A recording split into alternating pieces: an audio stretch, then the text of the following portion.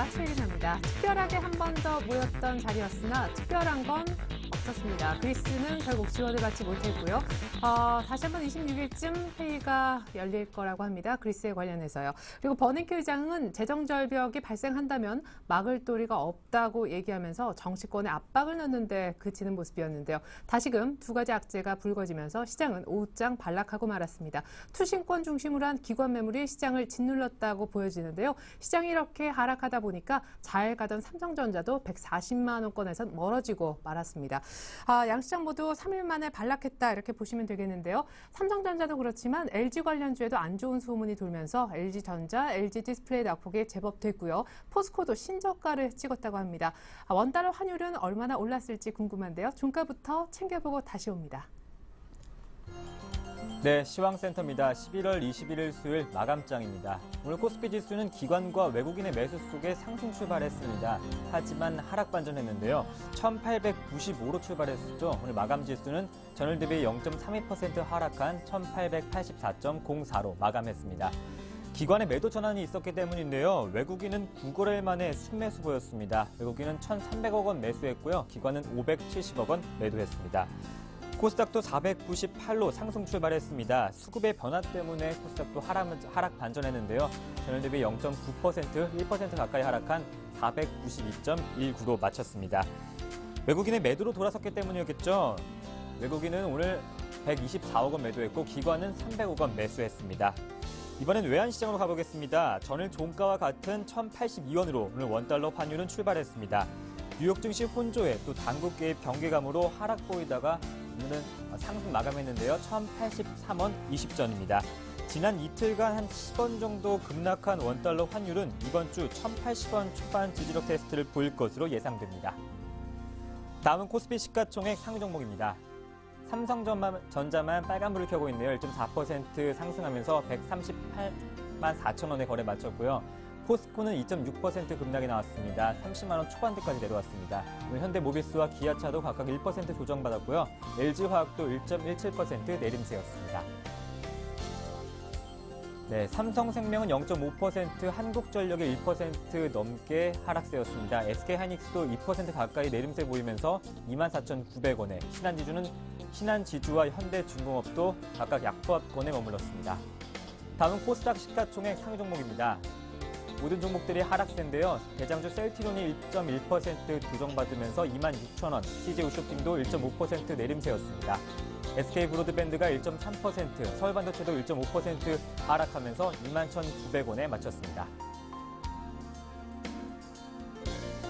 네, 오늘 CJ는 1.7% 하락했고요. 인터플렉스가 3% 급등했습니다. 64,900원, CJENM은 0.3% 상승했고 포스코 IC도 마찬가지로 강보합권에 머물렀습니다. 네, 오늘의 특징 업종 및 테마 살펴보시면요. 전기전자 업종이 어제 삼성전자 외국인과 기관의 매수세에 입어서 오늘도 상승했습니다. 반면 다른 종목들은 기관과 외국인의 매도 속에 하락했습니다. 네, 삼성전자는 1.4% 상승했고요. 138만 4천 원입니다. LG전자가 3.6%, LG디스플레이가 2.6% 하락이 나왔는데요. 대손 삼각설에 급락했습니다. 사실 무근이라고 밝긴 했지만 주가에는 악영향을 미쳤습니다. LG이노텍도 3% 넘게 급락이 나왔고요. SK하이닉스와 삼성 SDI는 각각 1.7% 하락세와 또 삼성 SDI는 1% 상승 보였습니다. 네, 업황부진으로 조정받던 조선주가 오늘 다 내림세였습니다. 외인의 매도세가 나왔는데요. 장중 오름세였던 현대중공업은 20만 원 선이 다시 한번 붕괴됐고요. 1% 가까이 내렸습니다. 19만 9,500원에 맞췄고 삼성중공업은 1.7%, 대우조선해양은 1.15%, STX조선해양도 3% 급락이 나왔습니다. 네, 급락 후 기관들의 매도 물량의 약세주였던 오늘 엔터주는 급등했습니다. 특히 K스트는 상한가 기록했는데요. 4분기 실적 호조 전망과 주식 분할 결정에 오늘 상한가 기록하면서 6,630원에 마쳤습니다. SM과 YG엔터테인먼트도 3.1%, YG엔터테인먼트는 5% 급등하면서 6만 원에 조금 못 미치는 59,900원에 마쳤습니다. 네, 다음은 모바일 게임주 보시면요. 상승세가 지속됐습니다. 게임배는 신고가도 기록했죠. 2% 가까이 상승하면서 14만 2,700원입니다.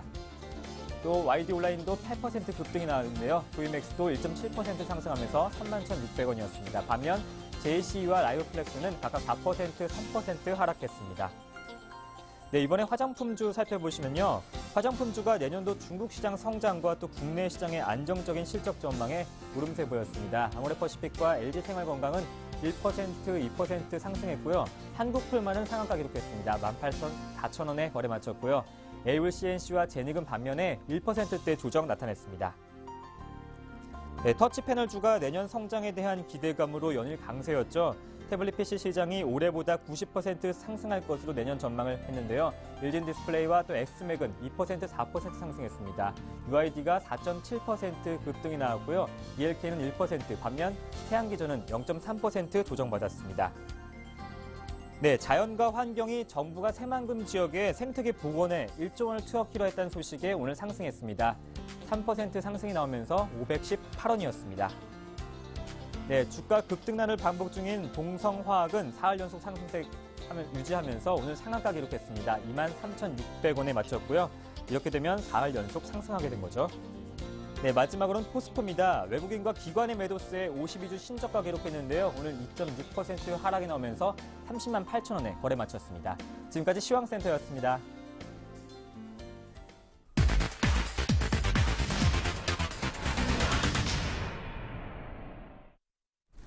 자, 잘 갔던 오늘 양시장이 왜 이렇게밖에 끝낼 수 없었는지 여의도 쪽의 분석을 먼저 듣도록 하겠습니다.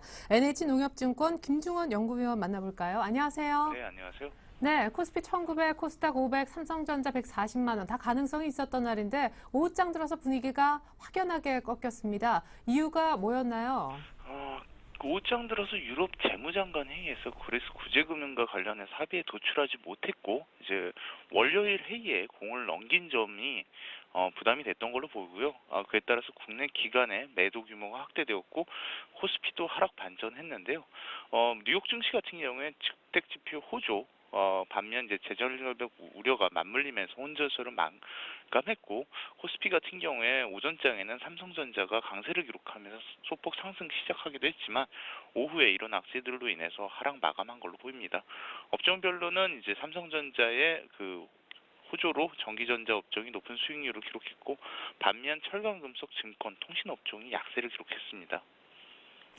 버냉키 실망에다가 그리스 또 지원 불발까지 참 안 된다라는 생각이 드는데요. 코스피 1900까지 일단 단기간에 가려면 회복하려면 어떤 상황들이 좀 받쳐줘야 가능할까요? 일단 이제 금주 23일이죠. 이제 그때부터 이제 미국 쇼핑 시즌이 시작되게 되는데, 이 그 미국 쇼핑 시즌에 따른 그 미국 기업들의 실적이 크게 좌우되기 때문에 그 결과에 좀 주목할 필요가 있고요. 그리고 앞서 말씀드린 것 같이 이제 유로존 재무장관 회의에서 그리스 구제금융과 관련해서 공은 26일 회의에 넘어간 상태입니다. 26일 회의에서 그 어떤 구제금융과 관련한 지원 확정 여부가 좀 확인이 될 필요가 있는데 이런 것들이 좀 확인이 되면서 우려감이 좀 완화돼야 1900선을 좀 회복하지 않을까라고 보고 있습니다. 그렇군요. 이제 미국의 쇼핑 시즌 잘 봐야 되겠고 또 유로존 쪽에 다시 한번 정상회담 또 열리는데 아무튼 뭐 다시 한번 속개한다는 26일 일정으로 해서 그리스가 돈을 받을지 여부도 체크해봐야 될 대상인 것 같습니다. 역시 사실 오늘 시장에 좀 연동돼서 목감감이 있고 여러 가지 루머가 몇몇 종목들을 누르긴 했지만 IT는 쭉 봐도 괜찮을까요? 시기상요.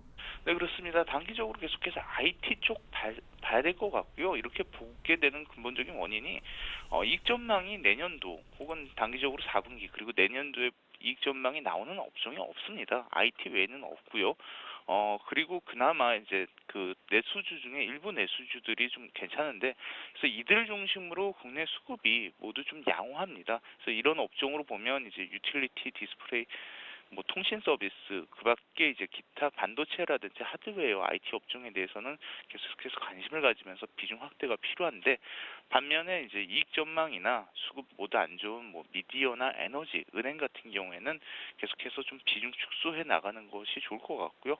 뭐 계속 말씀드리지만은 이제 그 뭐 대형주나 코스닥 종목들 다들 좀 어려운 상황입니다. 뭐 코스닥 같은 경우에도 실제로 이제 기관의 수급 부담도 높게 작용하고 그러다 보니까 계속해서 말씀드리는 건 IT와 일부 내수주 중심의 포트폴리오 전략을 계속해서 이어가는 것이 당분간 이 1850에서 1950의 좁은 박스권 증시에서는 바람직할 걸로 보입니다.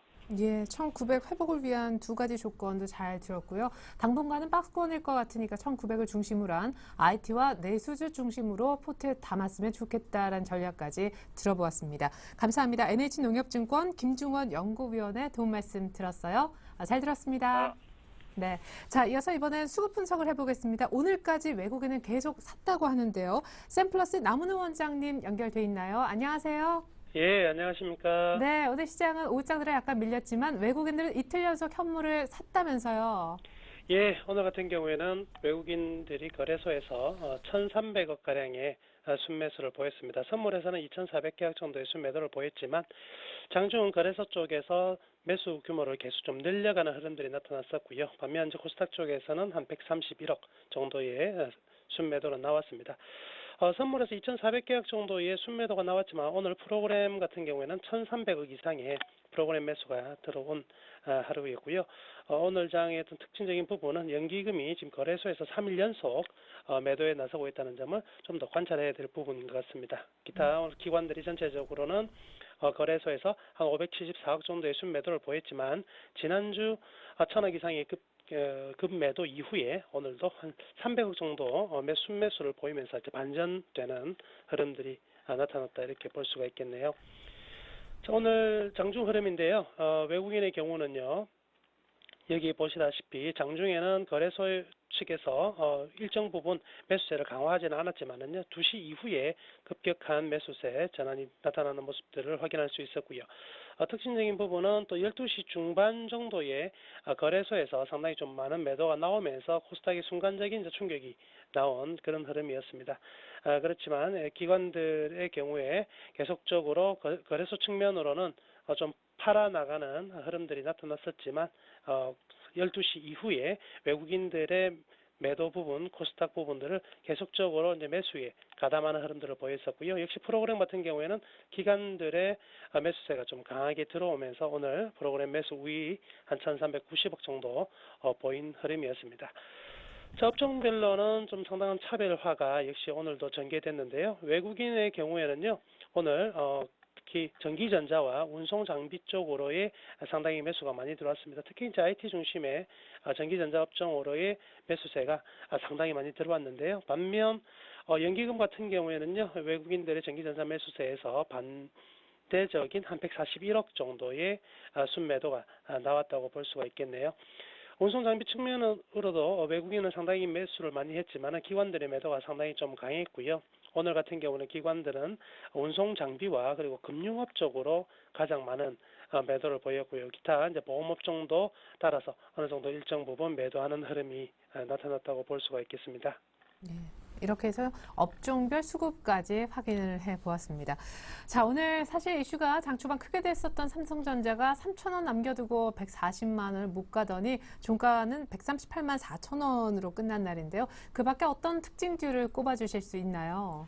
예, 오늘 제일 큰 특징주는요, LG전자를 먼저 볼 수가 있겠습니다. LG전자, 최근 들어서 이제 10월 달부터 11월 중순까지 가장 시장 대비 강한 종목으로의 흐름들 보였었는데요. 오늘 같은 경우는 장중에 1,000억 규모의 대손 상각을 준비 중이다라는 내용이 나오면서 일단 그 기업 측에서 본다면 이는 사실 무근이다라고 나왔지만은요. 일단 여기에 대한 충분한 가능성이 있지 않느냐 또는 중간 부분에서 일정 부분 매도가 터져 나오면서 기술적 이동 평균선이 21선을 좀 하회하는 흐름들이 장중 나왔고요.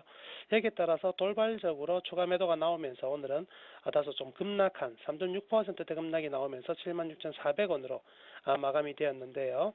LG전자뿐만 아니라 LG 디스플레이 등의 종목들도 동반적으로 오늘 같은 경우에는 좀 영향을 받으면서 전체적으로 LG전자 관련사들이 오늘 주춤한 하루였다 이렇게 볼 수가 있겠습니다.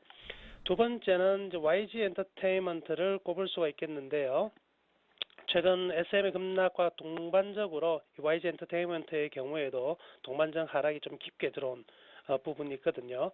그렇지만 오늘 같은 경우에는 기관의 어떤 리포트 등을 본다면 지나친 과대 낙폭이 된 상태가 아니냐. 실적에 대해서 삼사분기 실적은 충분히 현 주가에 반영이 되었다고 볼 수가 있고요. 그리고 엔터테인먼트 업 자체가 굉장히 좀 차별화가 지금 진행 중인 관계로 내년 2013년 YG 엔터테인먼트의 경우에는 상당히 좀 좋은 실적이 기대된다.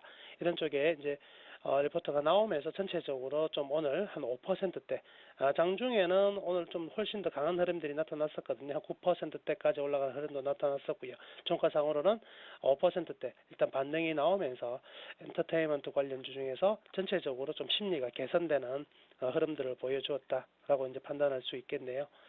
자, 마지막 종목은요, 이 사람인 HR을 특징주로 잡아봤습니다. 지금 사람인 HR이라고 한다면 취업 관련 포털 기업에서 현재는 2위거든요. 잡코리아 다음으로는 이제 사람인 HR인데 상장되어 있는 종목으로서는 유일한 종목이라 볼 수 있고요. 최근 역시 코스닥이 급락 속에서 동반적으로 상당히 좀 많이 급락한 흐름들이 나타났었고요. 저는 이제 박근혜 후보의 어떤 계속적으로 나오는 취업 청년 실업 문제에 대한 부분들, 그리고 어떤 모든 그 대선 주자들의 취업에 대한 어떤 강한 어떤 의지 표명들이 좀 오늘 같은 경우 좀 크게 반영이 된 것 같거든요. 그리고 이제 12월 본격적으로 일단 취업 시즌이 이제 도래했다고 볼 수가 있겠습니다. 그래서 연말 취업 시즌과 그리고 정책 테마가 다시 이제 부각되면서 오늘 장중 이제 상한가까지 들어갔다가 한 9%대 이상 상승으로 마감하였네요. 그래서 이 세 종목이 오늘 장 어떤 특징주로 제가 뽑아봤습니다. 가장 먼저 특징주로 설명해 주셨던 LG전자 대응법 궁금합니다. 어떤 애널리스트는 어떤 소문에 의해서 일단 빠지긴 했지만 가격적으로는 참 괜찮은 가격대다라는 분석도 있었는데 일단 오늘 외국인 기관 할 것 없이 굉장히 가치 물량이 쏟아져 나온 것 같아요. 예, 그 루머라는 것으로 지금 일단은 판명이 되고 있는 것은 같지만은요. 일단 매물이 어느 정도 터져 나왔기 때문에 이 매도 물량 자체를 소화해내는 과정이 필요할 것 같고요. 상대적으로 지수보다 상당히 좀 강한 흐름들을 보여왔었기 때문에 일정 부분 어느 정도의 어떤 레벨을 맞춰가는 흐름들이 나타날 것으로 기대가 됩니다. 따라서 장기적인 전망에 대해서는 지금 옵티머스 G라든지 그리고 옵티머스 뷰2 유럽 관련 그리고 미국 관련 4분기 매출액 상당히 좀 늘어날 것으로 충분히 기대는 하고 있지만은요, 단기적인 어떤 매물에 대한 압박 그리고 시장 대비 상대 강세가 좀 강했다는 점들을 고려해 본다면 이제 어느 정도 좀 시간을 두고 다시 주가와 어떤 실적 간의 관계를 어느 정도 매칭시켜 나가는 흐름들이 나타날 가능성이 많겠고요. 그래서 단기적으로는 좀 조정이 들어오지 않겠나. 그렇지만 중장기적 흐름으로는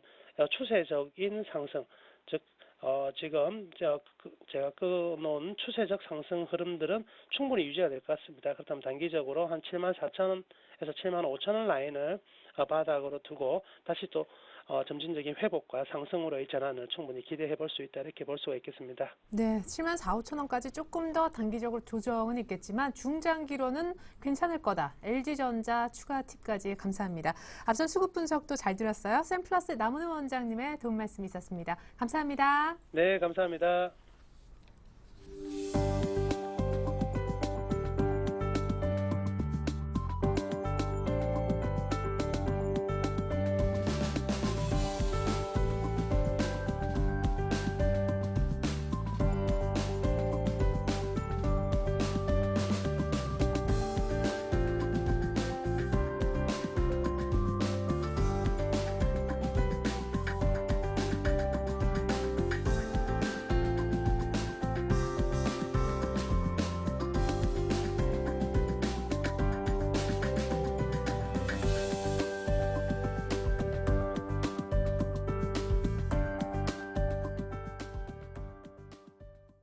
네, 이번 순서는 내일장 다이렉트 전략 시간입니다. 미국의 블랙 프라이데이는 다가오고 그나마 볼 것은 IT나 내수주 정도라고 하는데 정말 그쪽밖에 해답이 없는 것일까요? 두 분의 전문가 모시고 미리 내일장 전략을 세워보는 시간 갖도록 하겠습니다. 대신증권 상암 DMC 지점의 이호선 대리님과 샘플러스 로즈스타클럽 이상로 전문가 함께해 주시겠습니다. 안녕하세요. 안녕하세요. 네, 반갑습니다. 자, 두 분은 내일장 이렇게 하면 조금 유리할 수 있다고 해요. 화면 먼저 보시고 얘기 이어갈게요. 자, 내일장 전략, 주식 살까요? 종목 선정법은 뭘 살까요? 세 가지 질문 역시 동일하게 드렸습니다. 우리 이호선 대리님 답부터 보면요. 박스권 매매하자. 사라는 얘기인지 팔라는 얘기인지 애매합니다. 잠시 후에 확인하고요. 이상로 전문가님은 글로벌 불확실성이 여전하다. 관망하자라고 하셨습니다. 이호선 대리님은 배당 주거나 블랙 프라이데이도 주목하면서 조금 매매할 필요가 있다라 하시면서 세코닉스라는 종목을 준비해 주셨고요. 이상로 전문가님은 중국 소비 관련주라고 하시면서 내일장 파라다이스를 사보자라고 결론을 먼저 저희가 보았네요. 자, 먼저 이호선 대리님께 동일한 질문을 여기에서 다시 한번 드려보겠습니다. 내일 주식 살까요? 일단은 제가 볼 때는 당장은 사는 건 아닌 것 같습니다.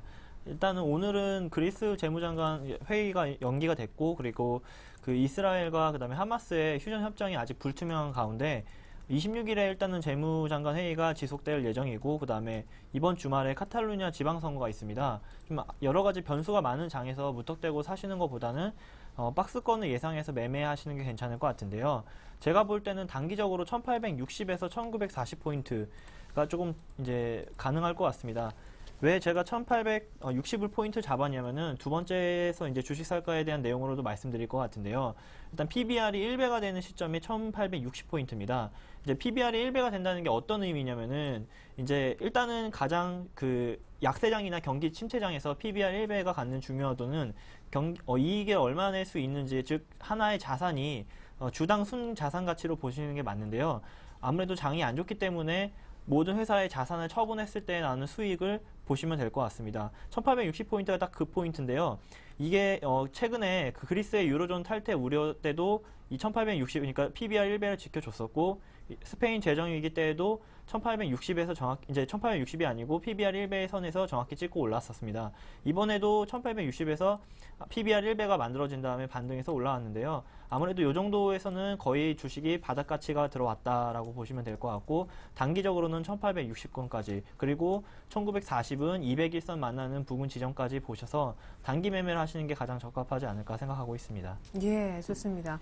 자, 그러니까 얼마 전에 찍었던 코스피 1860이 단기 바닥권인 것 같다, 이런 분석이신 건데, 네. 1860, 1940의 박스권 매매면은 지금은 1880 정도면 약간은 60쪽 아래쪽에 가깝네요. 네, 그렇습니다. 조금 더 오늘 좀 빠졌기 때문에 그렇죠. 조금 더 가까운데, 제가 볼 때는 조금 더 매매는 바로 서두르지 마시고 장이 전체적으로 빠졌을 경우에는 뭐 과감하게 매수해 줘도 되지 않나라는 생각하고 있습니다. 네, 확실하게 박스권 하단에서 사는 게 아무래도 낫겠다, 이런 얘기 해주셨습니다. 자, 그러면 뭘 살까요? 잠시 후에 그 부분은 제가 추가로 더 한번 질문을 드리도록 하고요.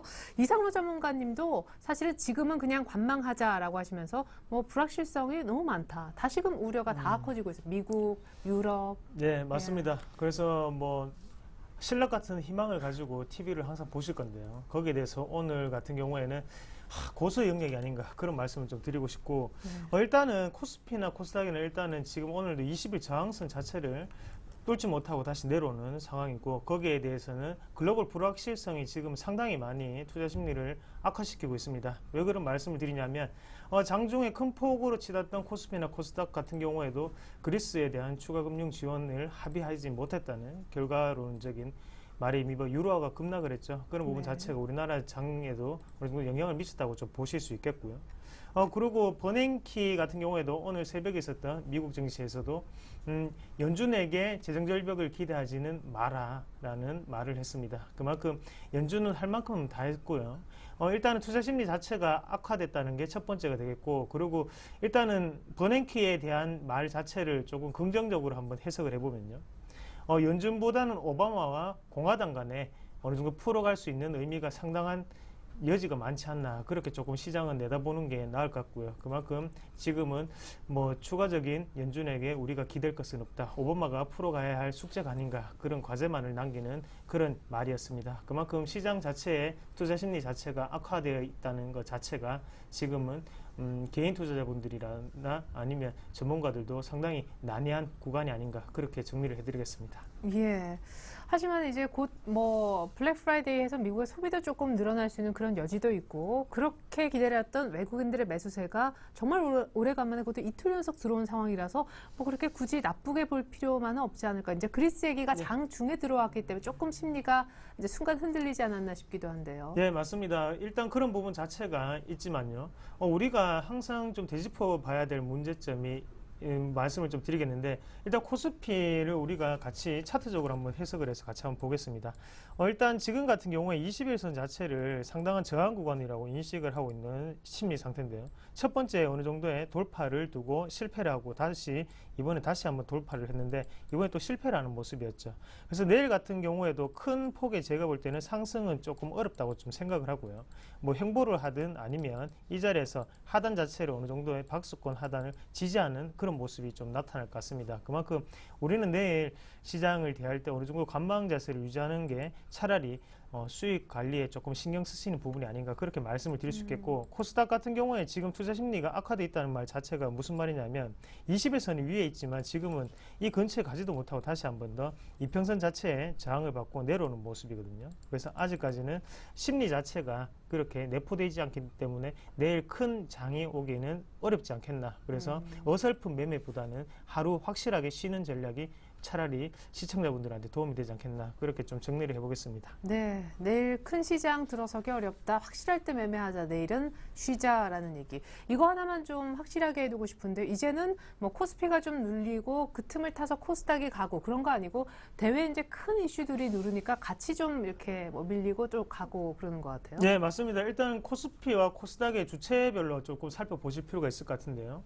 지금 주체 자체가 상당히 얽혀 있습니다. 지금 코스피 같은 경우에는 도로 외국인 같은 경우에 매수세에 지금 비중을 좀 차지하고 있고요.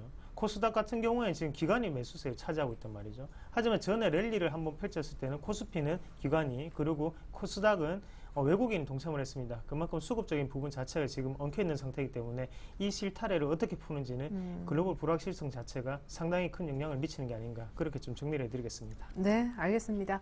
자, 이 얽힌 실타래 속에서도 나는 반드시 빨간 실을 한번 찾아서 뽑아볼래 하시는 분들이 계세요. 그래서 그분들을 위해서 그래도 이런 쪽으로 매매하시면 안전합니다. 제가 억지로도 질문을 더 드렸었습니다. 우리 이호선 대리님은 그래서 네. 종목 선정 기준이 배당주를 일단 먼저 보셔야 될 것 같고요. 그다음에 블랙 프라이데이에 대한 수혜주를 좀 같이 보시면 지금 장에서는 그나마 조금 수익이 날 수 있을 것 같습니다.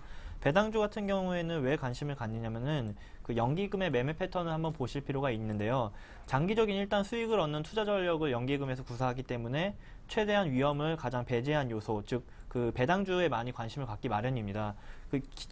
기존에도 봤으면은 배당 효과를 노린 4분기에 연기금 순매수가 조금 집행이 많았었는데요. 아직도 8조 가량의 추가 매력 여수가 있기 때문에 국민연금이 조금 매수하는 종목들은 관심 있게 보셔야 될 것 같습니다. 기존의 차트가 좋으면서도 배당이 조금 높은 종목들을 이렇게 간단하게 말씀드리려고 하는데요. KTNG나 KT, 대덕전자, 한전 KPS, 동서 같은 종목들은 배당주에 한번 관심을 가지실 필요가 있을 것 같습니다. 차트도 지금 괜찮고 그 다음에 일단은 무조건 배당이 많이 나오는 그런 종목에 뽑히기 때문에 연기금에서도 매수가 조금씩 들어오고 있습니다. 예, 근데 전체적으로 연기금은 오늘까지 많지는 않지만 3일 연속 조금 네. 팔았거든요. 나름대로 이제 박스 하단 쪽이고 1900 미치는데 연기금이 또 이렇게 갑자기 예. 새가슴이 됐을까. 연기금이 계속 사주다가 사실은 지금 거래소 종목들은 매도 여력을 좀 높이는 반면에 코스닥 종목들은 오히려 조금씩 매수가 들어오는 여력입니다. 네. 아무래도 대형주 같은 경우에는 대외 불확실성이 너무 강하기 때문에 연기금에서도 쉽게 매수를 할 수 없는 반면에 코스닥 같은 종목들, 특히 작은 종목이나 코스닥 류 같은 종목들은 대외 불확실성보다는 배당 투자에 대한 매력이 조금 더 있기 때문에 네. 그쪽으로 조금 더 연기금도 가닥을 잡지 않나라는 생각을 하고 있습니다. 네, 아까 배당주 이렇게 쭉 얘기해 주셨는데 다시 한 번만 좀 천천히. KTNG, 예. KT, 대덕전자, 한전 KPS, 동서 같은 종목들이 배당 투자도 있고 차트도 살아있는 종목이라고 말씀드릴 수가 있겠습니다. 네, 배당주 5개 엄선해 주셨어요. KTNG, KT, 대덕전자, 한전 KPS 그리고 동서까지요. 예, 감사합니다. 뭐 결국 이렇게 그리스 문제는 해결을 못했다라고 완전히 뉴스로 확정적으로 지금 나오고 있는 상황 알려드렸습니다. 자, 계속해서 배당주 보자. 그리고 블랙 프라이데이도 주목하자. 역시 IT 얘기인가요? 네, 그렇습니다. 블랙 프라이데이는 일단은 뭐 연매출의 20% 정도 차지하는 굉장한 이벤트 데이인데요. 지금 최근에 그 미국의 그 소비 심리 평가 지수가 점점 상승하고 있습니다. 금융위기 이후에 오늘 최고치인 84.9포인트가 11월에 나왔는데요. 이렇게 되다 보니까 작년 대비해서 4% 정도 증가한 5,861억 달러 정도가 이번 블랙 프라이데이부터 소비가 될 전망이고요. 아무래도 IT로 많이 매수가 쏠릴 것 같습니다. 왜냐하면 IT 같은 업종들은 이 시간에 굉장히 파격적인 그 할인 행사가 이어지는데요. 이렇게 되다 보니까 지금 IT 업종이 시장 대비 강세를 나타나는 것 같습니다. 11월 초부터도 IT 업종은 코스피보다도 한 5.4% 정도 상승하는 여력이 나오는데요. 아무래도 수급세가 다 이쪽으로 쏠리고 그 다음에 시장 상황이라든지 경제 여건이 IT 위주로 많이 흘러가기 때문에 만약에 주식을 담으시려면 IT는 꼭 담으셔야 될 것 같습니다. 예. 제가 사실 오늘자 일장 일부 통해서도 여러 차례 좀 질문을 드렸던 부분인데 IT 지금 사도 늦지 않는 거죠. 오늘 LG전자나 네. 이런 모습 보면 물론 이제 그 루머가 오늘 어떻게 터질지 아무도 몰랐겠지만 괜히 이제 믿고 잘 간다 해가지고 사셨다가 어쨌든 사자마자 이렇게 또 빠지시면 굉장히 불안해진단 말이에요. 그렇죠.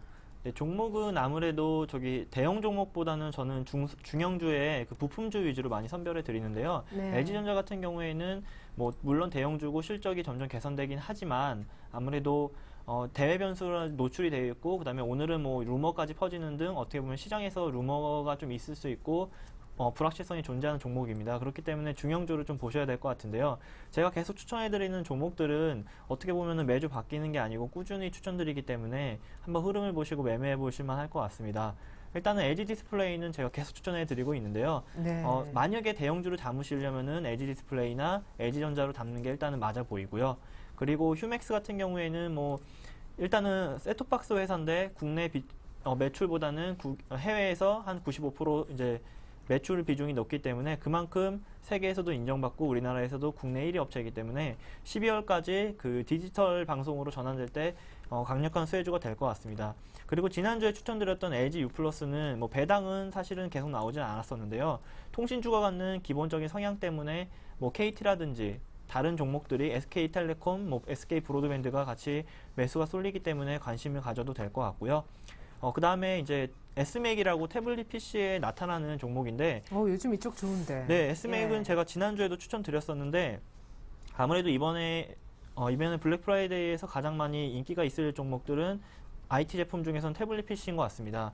뭐 일진 디스플레이나 실리콘웍스, 멜파스, S맥 다 같은 그렇죠. 태블릿 PC 종목인데 그 중에서도 S맥 같은 경우가 이제 지난 대비해서 가장 영업이익도 높고 그다음에 시장에서 가장 확실한 공급처를 갖고 있기 때문에 관심 있게 보시면 좋을 것 같습니다.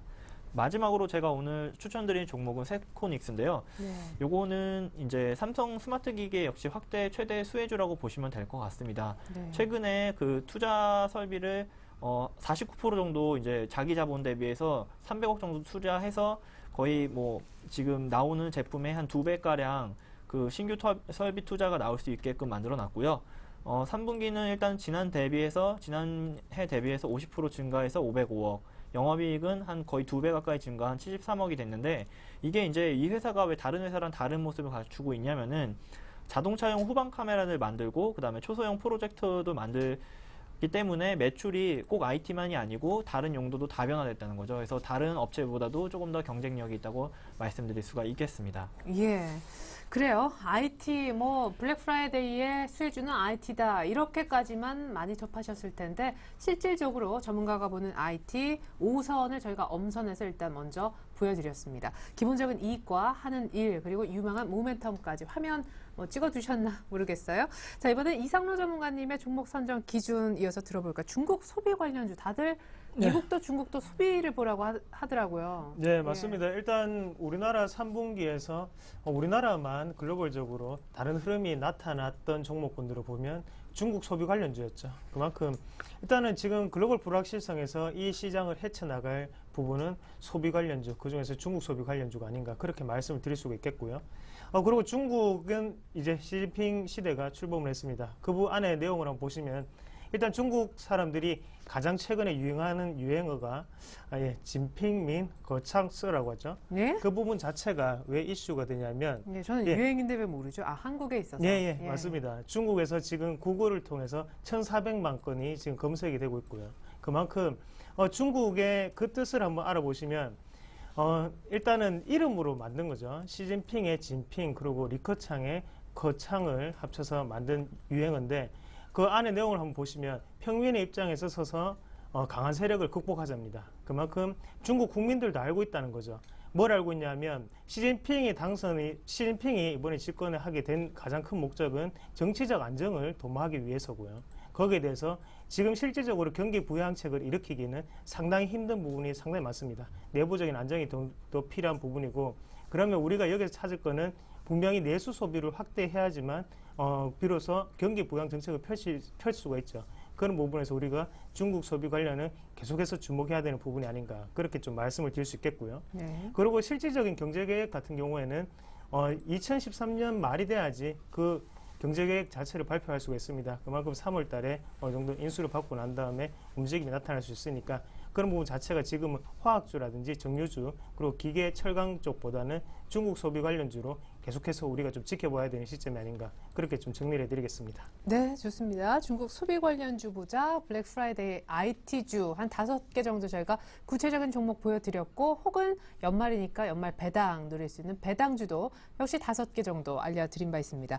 자, 뭐 5개 그리고 중국 소비 관련주 너무 많은데 한 종목씩만 제가 특별히 부탁을 드렸습니다. 이호선 대리님은 미리 언급을 사실상 해주셨죠. 세코닉스. 저는 네. 이제 이 기업이 그 렌즈 뭐 만드는 기업으로 알고 있는데 얼마 전에 대규모 설비 투자까지 했더라고요. 네, 회사는 최근에 자기 자본 대비 49%니까 한 300억 정도를 투자해서 네. 이제 새롭게 신규 설비 투자를 했는데요. 어떻게 보면은 올해보다도 내년에 조금 더 매출이 다변화될 수 있도록, 그리고 매출의 그 캐파 자체를 늘릴 수 있도록 회사에서 많이 지원이 되는 것 같습니다. 다시 한번 세코닉스에 대해서 말씀을 드리면은 일단은 광학렌즈에 대한 제조 업체인데요. 확실한 삼성전자라는 매출처를 갖고 있기 때문에 지금 같은 장에서는 좀 더 안전하게 그렇게 이제 수익을 낼 수 있는 구조가 되어 있고요. 스마트 기기에 대한 아무래도 확대에 대한 최대 수혜주라고 말씀드릴 수가 있겠습니다. 매출 같은 경우에는 3분기는 작년 대비해서 50% 정도 증가한 505억 원, 그 다음에 영업이익은 110% 정도 증가한 73억 원 정도에 육박하고 있고요.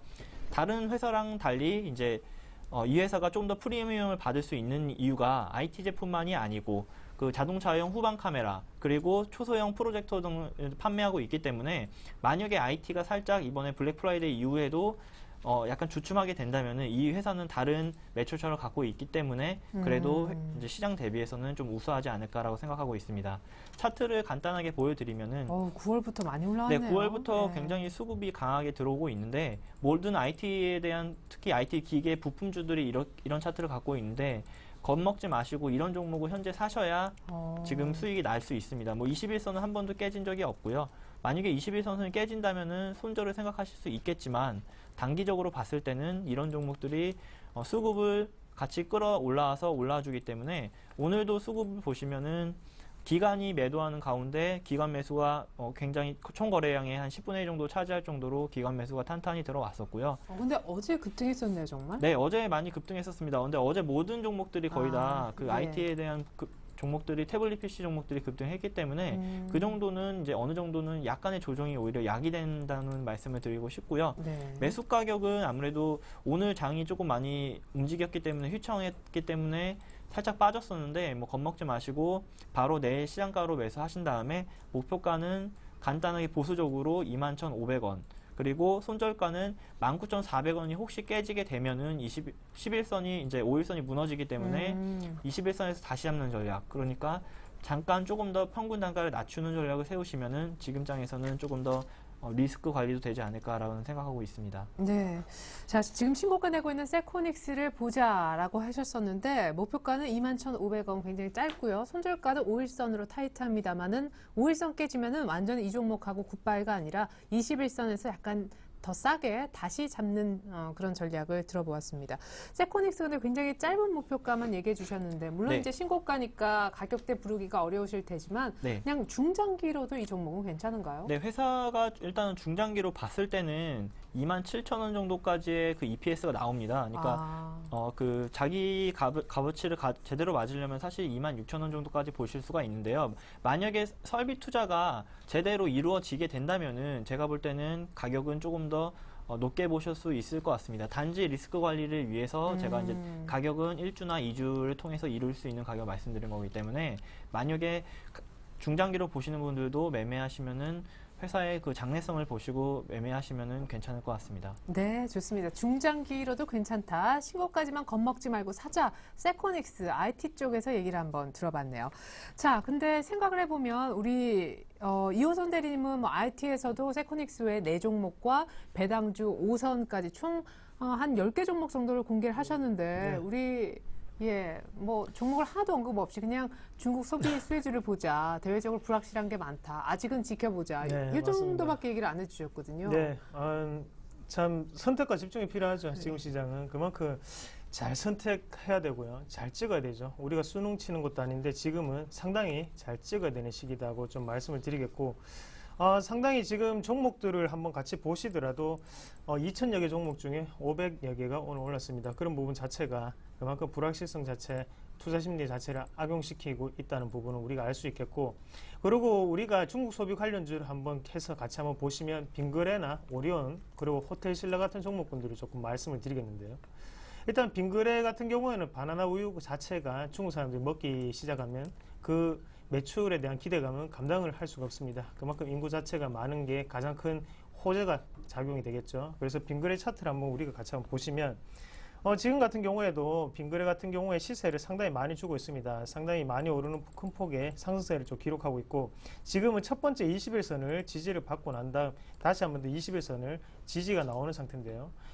처음에도 말씀드렸듯이 코스피의 수급적인 주체는 외국인이다라고 말씀을 드렸죠. 그래서 오늘 같은 경우에도 외국인의 순매수가 이어지는 빙그레였고, 그리고 오리온 차트를 같이 보시더라도 오리온 같은 경우에도 현재 오리온을 한번 같이 보겠습니다. 오리온 같은 경우에도 외국인의 수급이 오늘 다시 들어오는 모습이 조금 긍정적으로 볼 수 있는 그런 자리가 아닌가 그렇게 말씀드리겠고, 빙그레와 오리온을 두 가지 차트를 한번 같이 보시면 일단 21선을 지금 물고 올라가고 있다는 거죠. 그래서 처음에도 말씀드렸듯이 코스피는 벌써 21선이 꺾였습니다. 꺾이고 난 다음에 21선에 강한 저항을 받고 있는 반면에 음식료 업종의 대표적인 종목 오리온이나 빙그레 같은 경우에는 다시 21선을 지금 지지를 하고 있다는 거죠. 그만큼 시장보다는 평균 이상의 수익률을 내고 있는 종목군들이고요. 그만큼 지금 시장을 지키는 거는 음식료 업종과 통신업종 그리고 전기가스 업종 쪽이 아닌가 그렇게 말씀을 드리겠고, IT 전기전자도 물론 좋습니다. 하지만 IT 전기전자 같은 경우에는 종목별로 선별을 상당히 잘 하셔야 돼요. 그런 부분 자체가 어설픈 IT 전기전자 종목을 추천할 바에는 확실한 카드 중국 소비 관련주를 말씀을 드리는 게 훨씬 낫겠다 생각을 해서 오늘 말씀드릴 종목은 파라다이스를 조금 말씀을 드리겠습니다. 같이 파라다이스를 한번 같이 보시겠습니다. 파라다이스를 한번 같이 보시면 일단은 가장 큰 이슈가 되는 거는 중국 관광객이죠. 그만큼 중국의 내수적인 부분 자체가 지금 파라다이스 그리고 중국 정부에 큰 영향을 미치는 건 아닙니다. 하지만 중국 VIP를 대상으로 하는 파라다이스이기 때문에 그런 부분 자체가 지금은 어느 정도 호재로 조금 작용할 확률이 상당히 높다고 좀 생각을 하고요. 그래서 안에 내용을 한번 같이 보시더라도 3분기에도 중국의 관광객은 상당히 많이 들어왔습니다. 그래서 점유율 20% 정도를 차지했다고 하는데요. 4분기에도 충분히 기대가 되는 파라다이스가 아닌가 그렇게 말씀을 드릴 수 있겠고, 네. 파라다이스만의 장점이 한 개가 있죠. 외국인 전용 카지노라는 점 자체가 계속적으로 매력 포인트라고 말씀을 드리겠습니다. 그리고 영업장 확대를 통한 이익 성장 부분 자체는 우리가 꾸준히 지켜보셔야 되는 덕목이고요. 네, 뭐 그래서 바카라 쪽에서 카지노 정도만 현재 살아있다 이런 얘기도 있잖아요. 네, 맞습니다. 그만큼 일단은 시장이 바카라 장세죠. 그렇기 때문에 그 중에서 대장인 파라다이스가 좀 더 올라가야 되는 모습이 보여줄 확률이 상당히 높다고 말씀을 드릴 수 있겠고요. 이 종목 역시 21선이 살아있군요. 네, 맞습니다. 그리고 지금 보시면 만원대, 11,000원대 집중적인 매수세가 보였었고요. 그리고 지금 다시 2만원대 딱 2배수까지 올라왔는 상태인데 지금 자리에서는 충분히 우리가 공략을 해보셔도 된다 말씀을 드릴 수 있겠습니다. 그리고 지분 변동폭을 조금 보시면 좋겠는데요. 10월 19일 날 보시면 상당한 거래량이 많이 나왔었죠. 이 부분 자체가 국민연금의 지분 자체가 5% 들어왔던 날이죠. 이 부분 자체가 조금 더 지켜줄 수 있는 흐름이 나타날 수 있기 때문에 우리가 21선 매매를 따라 좀 하시면 좋겠다고 좀 말씀을 드리겠습니다. 예, 감사합니다. 자, 그러면 지금 현재 2만 원대 정도인데요. 매수를 2만 원대 정도 한다면 목표가와 손절 가격은 어떻게 정하면 좋을까요? 네, 매수가 같은 경우에는 지금 당장에 사셔도 괜찮겠고요. 그래서 일단 분할 매수 관점에서 2만 원까지 폭넓게 우리가 매수를 조금 하시면 좋겠고, 대신 1차적인 목표가 같은 경우에는 전고점이 21,650원이거든요. 하지만 21,650원이 저항이 강하지 않다고 조금 판단을 하겠습니다. 그래서 21,500원까지 한번 보시고 1차적인 고점으로 보시고 그 연장선상에서는 우리가 중기적인 목표가를 가지시고 좀 더 홀딩하는 전략이 필요할 것 같고요. 네. 그리고 손절가 같은 경우에는 하단에 19,000원이죠. 그래서 20의 선이 깨지는 19,000원을 조금 보시면 좋겠다고 말씀을 드리겠습니다. 네, 감사합니다. 파라다이스 가격 설명까지 체크를 해드렸네요. 자, 우리 이호선 대리님이 지난주 아주 특별하게 금요일에 출연하셨던 기억이 나는데요. 불과 3일이 지났습니다. LGU 플러스 오늘 좀 빠졌네요. 오늘 조금 시장 대비해서 조금 많이 빠졌는데요. 오늘은 외국인 매도세가 조금 나왔었습니다. 네. 차트를 같이 지켜보시면은 하지만 그 저점 부분은 앞으로 계속 닿지 않고 아직도 우상향하는 차트를 갖고 계시기 때문에, 그리고 만약에 월요일에 매수했으면 7,700원에서 7,800원 사이에 매수하셨기 때문에 크게 부담이 없습니다. 지금 오늘도 기관 매수를 좀 강력하게 들어왔기 때문에 아직까지 배당 투자랑 전체적인 기조를 봤을 때는 뭐 상관없이 들고 계셔도 될 것 같습니다. 네, 알겠습니다. LGU 플러스 오늘 약간 조정이 있었지만 홀딩 하셔도 괜찮대요. 이상 AS까지 챙겨드렸고요. 두 분이 얘기하시는 다이렉트 전략입니다. 다시 한번 보시죠.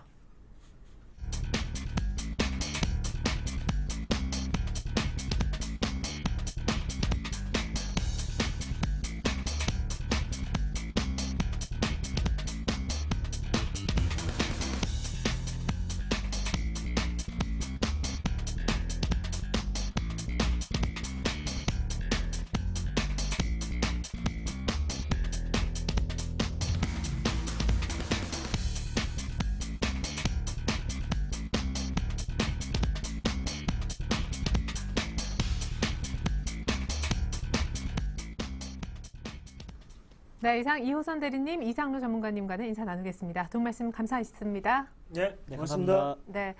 자, 설경제TV는요, LG U 플러스 TV를 통해서도 시청이 가능하니까 많은 관심 부탁드리겠습니다. 채널 번호 124번이니까요. 버스 파업 내일 그대로 진행이 될 것 같습니다. 내일 출근길 교통 대란, 버스 대란 우려가 크거든요. 이 점 참조하시고 내일 출근길 일찍 좀 준비하시면 좋겠습니다. 전 내일 다시 올게요. 감사합니다.